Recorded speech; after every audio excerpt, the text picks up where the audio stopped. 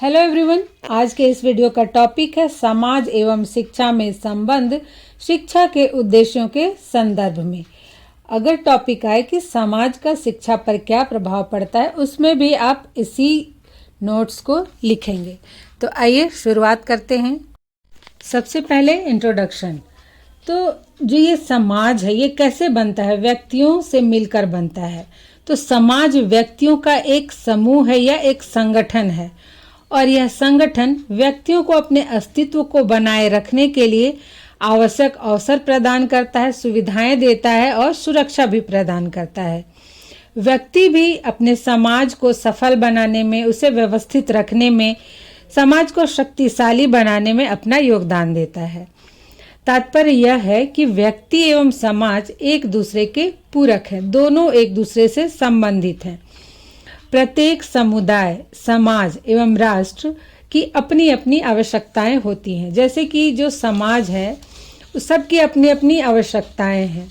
उनकी पूर्ति के लिए समाज उसके अनुरूप शिक्षा की व्यवस्था करता है। मतलब जैसा समाज का स्वरूप है, उसके अनुसार शिक्षा की व्यवस्था करता है। और इसमें न सिर्फ व्यक्ति के विकास को ध्यान में रखा जाता है, बल्कि यह भी निश्चित किया जाता है कि जिस शिक्षा की व्यवस्था की जा रही है, उस शिक्षा को प्राप्त करके बालक न सिर्फ अपने व्यक्तित्व के सभी पक्षों का विकास करे, बल्कि समुदाय का, समाज का एवं राष्ट्र के विकास में भी अपनी महत्वपूर्ण भूमिका का निर्वाह करे। तो समाज जो है, उसका और व्यक्ति का बहुत ही महत्वपूर्ण संबंध होता है, और समाज का प्रभाव शिक्षा पर भी पड़ता है। आइए इसे विभिन्न बिंदुओं के माध्यम से समझते हैं। नंबर 1 है समाज की प्रकृति एवं शिक्षा के उद्देश्य, अर्थात समाज के स्वरूप का शिक्षा पर क्या प्रभाव पड़ता है, या फिर समाज के स्वरूप और शिक्षा के उद्देश्य में क्या संबंध है। तो समाज की प्रकृति शिक्षा के स्वरूप का निर्धारण करते हैं। समाज की प्रकृति जैसी होगी, वहाँ की शिक्षा भी उसी के अनुरूप होती है। यदि समाज की प्रकृति तानाशाही है, तो वहाँ की शिक्षा में अनुशासन एवं आज्ञा पालन करने पर विशेष बल दिया जाता है। उसी प्रकार यदि समाज का स्वरूप जनतांत्रिक है, तो वहाँ शिक्षा के उद्देश्यों का निर्धारण करते समय जनतांत्रिक मूल्यों का विकास करना शिक्षा का उद्देश्य माना जाता है। और जनतांत्रिक मूल्यों में है स्वतंत्रता, समानता, सहयोग, सहकारिता, न्याय, धर्मनिरपेक्षता एवं भाईचारा। तो इन सब मूल्यों का विकास करना शिक्षा का प्रमुख उद्देश्य माना जाता है। नेक्स्ट पॉइंट है नंबर 2, समाज के आदर्श एवं शिक्षा के उद्देश्य। मतलब समाज के आदर्श का शिक्षा के उद्देश्यों पर क्या प्रभाव पड़ता है, या समाज के आदर्श एवं शिक्षा के उद्देश्य में क्या संबंध है। तो प्रत्येक समाज शिक्षा के माध्यम से अपने बालकों में समाज के आदर्श एवं मूल्यों को विकसित करना चाहता है, चाहे जैसे वो भारतीय समाज हो या फिर विदेशी समाज हो, या फिर हमारे भारत में ही आप देख लीजिए कि जनजातीय समाज है, हिंदू समाज है, फिर मुस्लिम समाज है, सिख समाज है। तो सब शिक्षा के माध्यम से अपने समाज के आदर्श एवं मूल्यों को बालकों को सिखाना चाहते हैं, और इसका माध्यम है शिक्षा। इसलिए इसको ध्यान में रखते हुए समाज में नैतिक एवं चारित्रिक गुणों का विकास करना शिक्षा का प्रमुख उद्देश्य माना जाता है, जिससे समाज में आदर्श एवं मूल्य सुरक्षित रहे तथा समाज में भी व्यवस्था बनी रहे। नेक्स्ट नंबर 3, राजनीति या प्रशासन का स्वरूप एवं शिक्षा के उद्देश्यों में संबंध, या फिर समाज के प्रशासनिक व्यवस्था का या राजनीति का शिक्षा पर प्रभाव। तो चाहे राष्ट्र हो या समाज हो, उसमें शासन का जैसा स्वरूप होता है, उससे भी शिक्षा के उद्देश्य प्रभावित होते हैं, क्योंकि शिक्षा के माध्यम से छात्रों में शासन के अनुकूल गुण विकसित करने के प्रयास किए जाते हैं। जैसे हमारे देश में लोकतांत्रिक शासन व्यवस्था है, यहाँ जनता का जनता द्वारा जनता के लिए शासन होता है। तो इसमें प्रत्येक नागरिक को महत्व दिया जाता है, क्योंकि कोई भी नागरिक कल का नेता बन सकता है, किसी भी क्षेत्र में नेतृत्व कर सकता है। तो इसलिए शिक्षा का उद्देश्य होता है छात्रों में नेतृत्व की भावना का विकास करना, उनकी निर्णय क्षमता को सबल बनाना, उनमें व्यवहार कुशलता का विकास करना। नेक्स्ट है नंबर 4, आर्थिक स्थिति एवं शिक्षा के उद्देश्य या समाज की आर्थिक स्थिति का शिक्षा पर प्रभाव।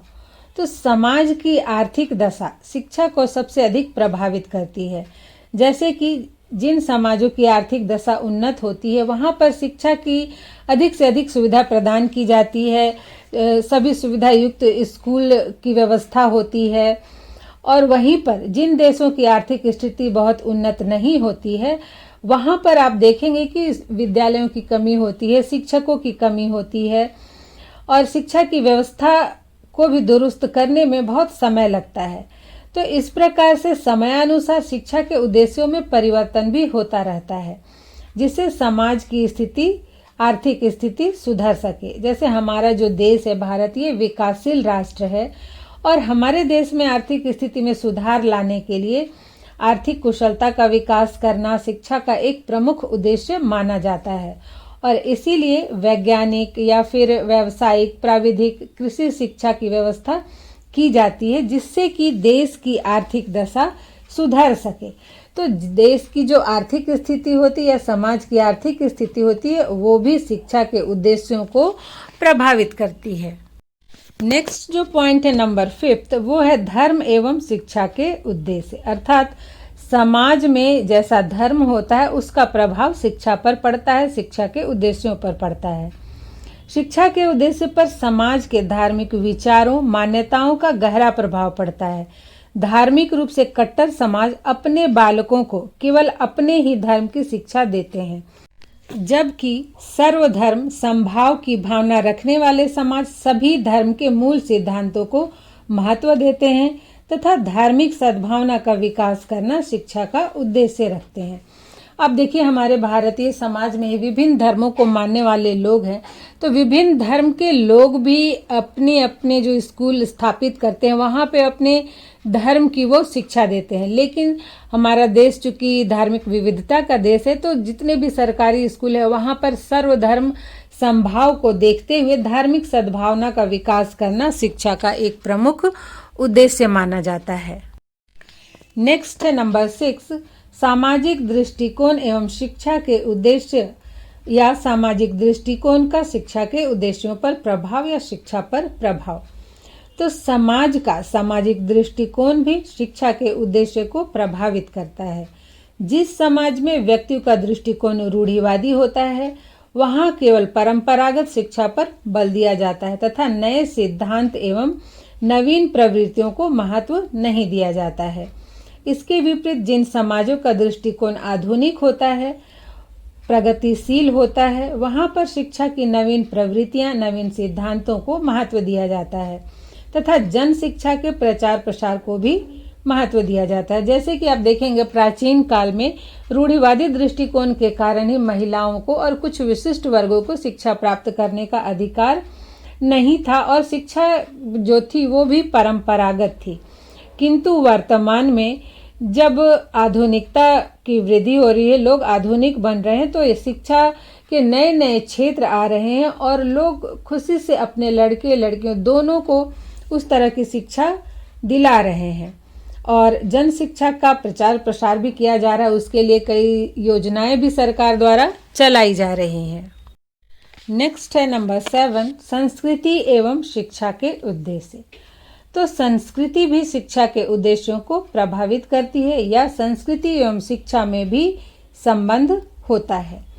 प्रत्येक समाज अपनी शिक्षा के माध्यम से ही अपनी भावी पीढ़ी को अपनी संस्कृति से परिचित कराता है, अपनी संस्कृति का ज्ञान देता है और यह आशा भी रखता है कि इसका संरक्षण एवं हस्तांतरण पीढ़ी दर पीढ़ी होता रहे। इसलिए शिक्षा के उद्देश्यों का निर्धारण करते समय संस्कृति के तत्वों को भी ध्यान में रखा जाता है तथा सांस्कृतिक सद्भावना का विकास शिक्षा का उद्देश्य माना जाता है। आप देखेंगे कि विद्यालय में विभिन्न संस्कृति के लोगों के त्योहार मनाए जाते हैं, प्रोग्राम्स आयोजित किए जाते हैं, जिससे जो है वो संस्कृति का ज्ञान बच्चों को हो और संस्कृति एक पीढ़ी से दूसरी पीढ़ी तक पहुँचे और लोग एक दूसरे की अर्थात बालक एक दूसरे की संस्कृति का सम्मान करें। नेक्स्ट है नंबर 8, सामाजिक परिवर्तन एवं शिक्षा के उद्देश्य। तो हम सभी जानते हैं कि किसी भी समाज का स्वरूप स्थिर नहीं होता है। जैसे कि प्राचीन कालीन समाज, मध्यकालीन समाज और आज आधुनिक समाज, तो सबका स्वरूप अलग हो गया, समाज बदलता गया। तो समय के अनुसार समाज के आदर्श एवं मान्यताएं भी बदलती गईं और इन्हीं परिवर्तनों के अनुसार शिक्षा के उद्देश्य में भी परिवर्तन होता गया है। जैसे कि प्राचीन समय में केवल शिक्षा पर उच्च वर्गों का अधिकार था, किंतु अंग्रेज आए तब उन्होंने सबकी शिक्षा की व्यवस्था की और स्वतंत्रता के पश्चात तो समाज में बदलाव आया और अब हर वर्ग और जाति के लोग शिक्षा प्राप्त कर सकते हैं और उसके अनुसार ही शिक्षा के उद्देश्य निर्धारित किए जाते हैं, कार्यक्रम बनाए जाते हैं। तो इस प्रकार से समाज एवं शिक्षा एक दूसरे से गहरे रूप से संबंधित है। समाज का शिक्षा पर, शिक्षा के उद्देश्यों पर बहुत ही गहरा प्रभाव पड़ता है। तो आशा करती हूँ ये वीडियो आपके लिए हेल्पफुल होगा। आज यहीं तक, मिलते हैं नेक्स्ट वीडियो में।